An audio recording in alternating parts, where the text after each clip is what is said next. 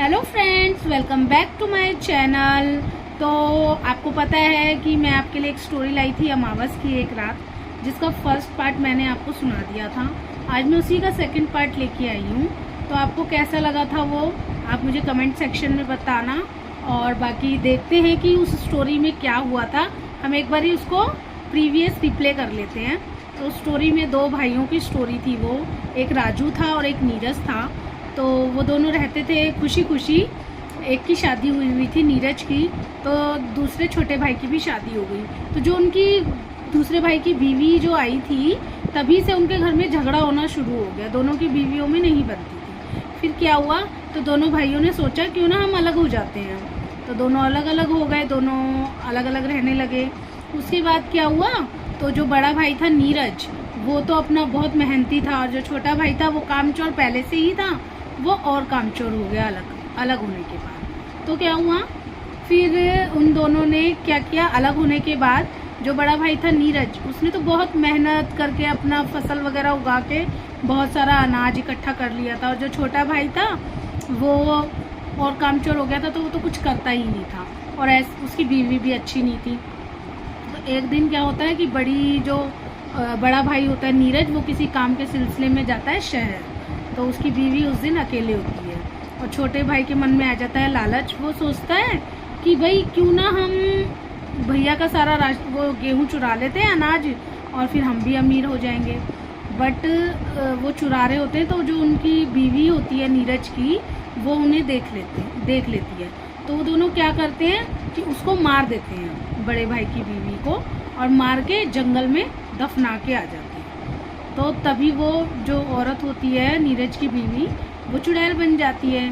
तो वो अपना बदला लेने के लिए आती है। वो कहती है कि मैं इन गाँव वालों को नहीं छोड़ूंगी, क्योंकि इन्होंने एक हिंदू औरत को जलाने की बजाय दफना दिया। तो यही थी मेरी स्टोरी का फर्स्ट पार्ट।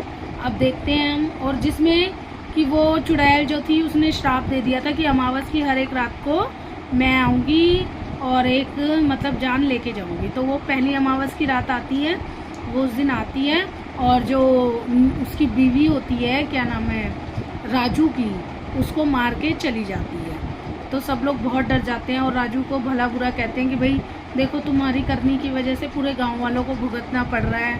अब सब वो एक एक करके सबको मार देगी। तो राजू कुछ नहीं बोलता, राजू अपना चुपचाप रहता है।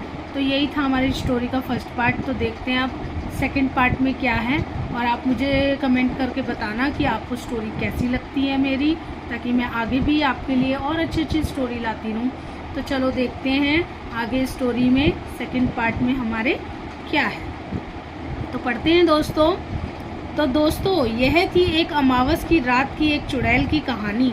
अब सुनो आगे की दास्तां। अब आगे और मनोरंजन है, तो चलो देखते हैं किस प्रकार उस गांव में दोबारा शांति आई। नीरज, शांत हो जाओ, भगवान हमारी मदद जरूर करेगा। ऐसा तो कोई होगा जिसे हमारी मदद के लिए भगवान भेजेगा। कोई खुदा का नेक बंदा ही हमें बचा लेगा।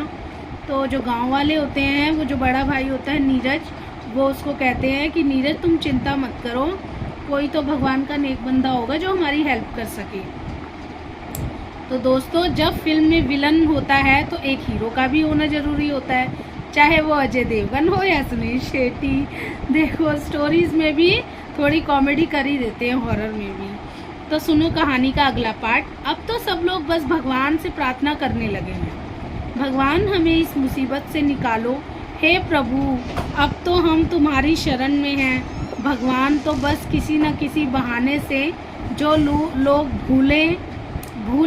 भूल जाते हैं, उनको याद दिलाते हैं। तभी तो कहते हैं, दुख में सुमिरन सब करे, दुख में करे न कोय, जो सुख में सुमिरन करे तो दुख काहे को होए। तो देखो दोस्तों, ये एक दोहा है कबीर जी का, कि जो सुख में भगवान को याद नहीं करते हैं, दुख में नहीं करते हैं। ठीक है, नहीं, दुख में सब याद करते हैं भगवान को, सॉरी, और सुख में कोई नहीं याद करता। अगर वो लोग अपने सुख में ही भगवान को याद कर ले, तो उन्हें कभी जिंदगी में दुख हो ही नहीं सकता।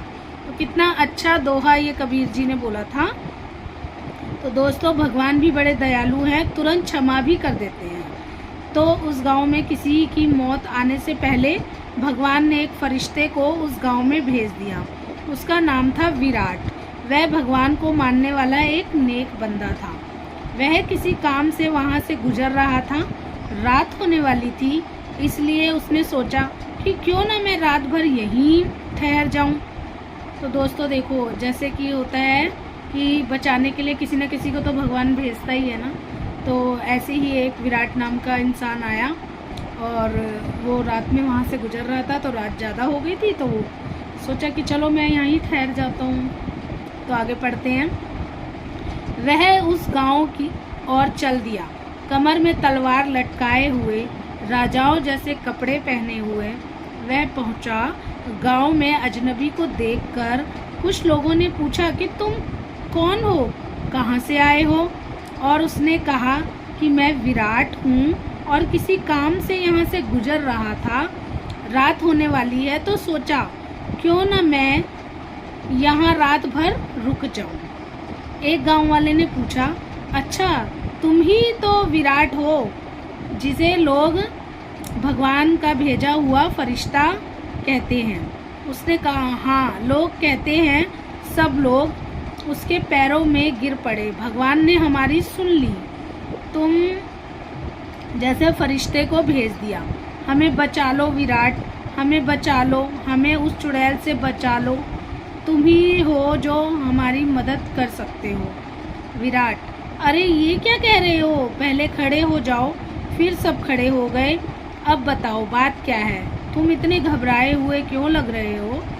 अरे गांव में एक चुड़ैल हम सबको मार डालेगी। अरे मैं आ गया हूँ ना, सब कुछ ठीक हो जाएगा। आओ सारे बताओ मुझे क्या हुआ है। तब गांव वालों ने सब कुछ बता दिया। राजू, तुमसे जो लालच में जो कुछ भी बुरा हुआ उसे तुम भूल जाओ और हमारा साथ देकर इस गांव को बचाओ। और नीरज, तुम अपने बड़े भाई को माफ़ कर दो। नीरज, मैं तो भाई से कभी गुस्सा भी नहीं हुआ, मगर आप लोगों को लगता है कि मैं गुस्सा हूँ। तो भाई मुझे माफ़ कर देना। और उसने राजू के पैर छू लिए। राजू ने उसे उठाकर गले लगा लिया।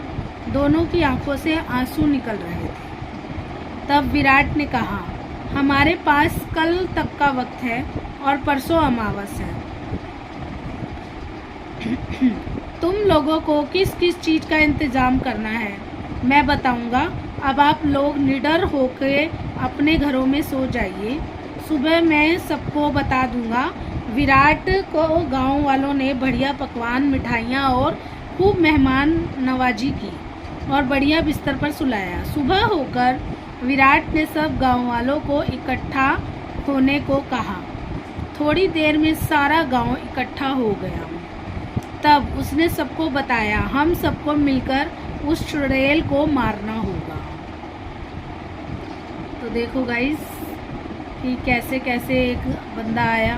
उनको उम्मीद भी नहीं थी कि हम कभी इस चुड़ैल से पीछा छुड़ा पाएंगे, लेकिन वही है ना, कहावत होती है ना कि जाको रखे साइयाँ मार सके ना कोई, वही बात है। तो चलो देखते हैं आगे क्या हुआ स्टोरी में। मैं सबको बताता हूँ हमें क्या करना है। कल रात पूरे गांव में उजाला होना चाहिए। कोई भी घर बिना उजाले के नहीं होना चाहिए। पूरे गांव को दीपावली की तरह सजा दो और सब लोग घर से बाहर होने चाहिए मेरी नज़रों के सामने। और राजू, तुम अपने घर में हवन की सामग्री के साथ वहाँ बैठोगे। मैं यहाँ से मंत्र पढ़ूँगा और तुम आहुति दोगे।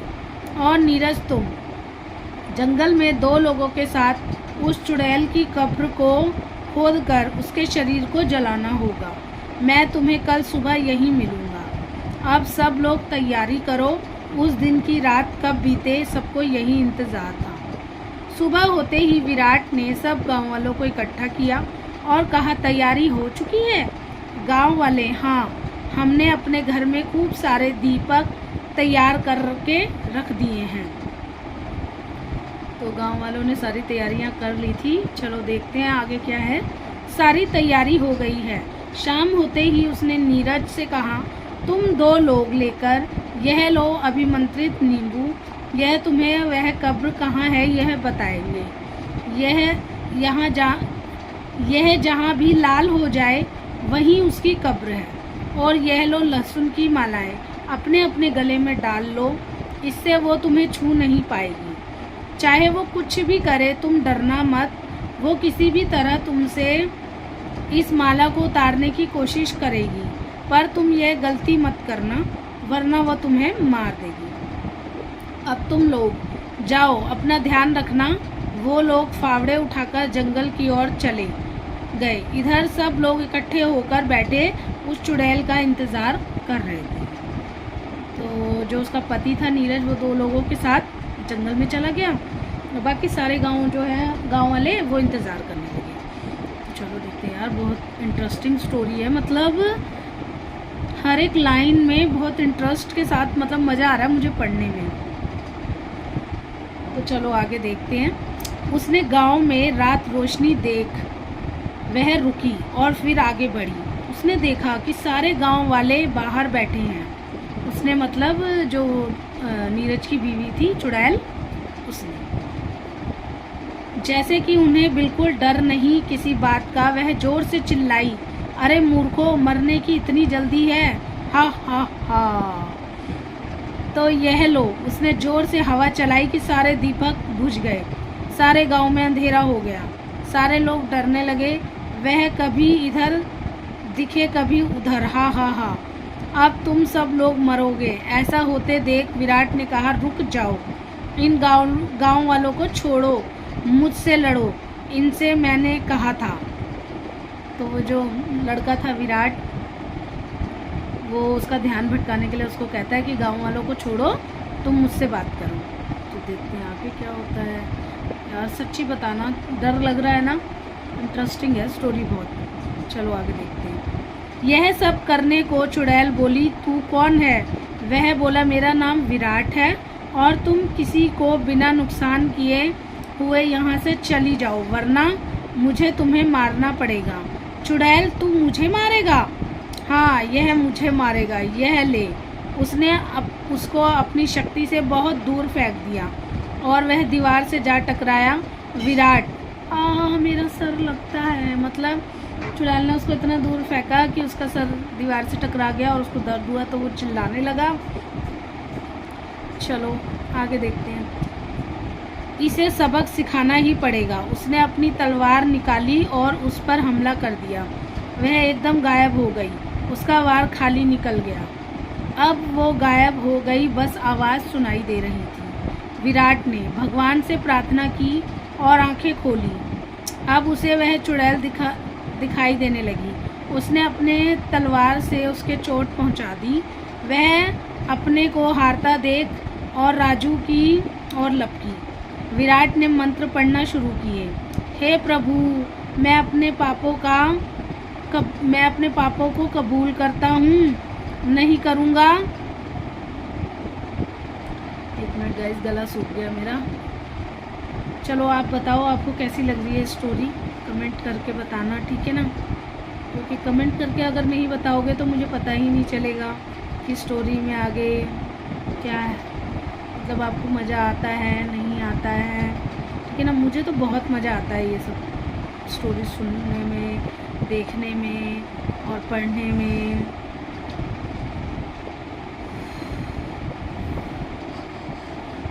चलो गाइस, कोई नहीं, अभी देखते हैं आगे इस स्टोरी में क्या है ना।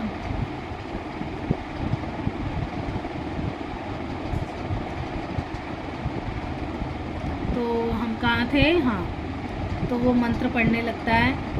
हे प्रभु, मैं अपने पापों को कबूल करता हूँ, मुझे माफ़ कर दो, मैं आगे से कभी ऐसी भूल नहीं करूँगा। यही राजू दोहरा रहा था और वह हवन में आहुति दे रहा था। वह उसके ऊपर लपकी उससे पहले कि विराट ने अपनी तलवार निकाली और उसके पेट में घुसेड़ दी। तलवार उसके पेट को चीरते हुए पार निकल गई। वो चिल्लाई, भागती हुई जंगल की ओर चली गई। उधर नीरज और उसके दोस्तों को वो कब्र मिल गई। वो उसे खोद ही रहे थे कि उन्हें किसी के चिल्लाने की आवाज़ आई। वो समझ गए कि चुड़ैल आ रही है। उन्होंने खोदने की स्पीड बढ़ाई और उसकी लाश को निकाला। वो उस लाश को निकाल पाए ही थे ही वह वहाँ आ पहुँची और उन पर झपटी। जैसे ही उसने उन पर हमला करना चाहा, वह चीखकर दूर जा गिरी।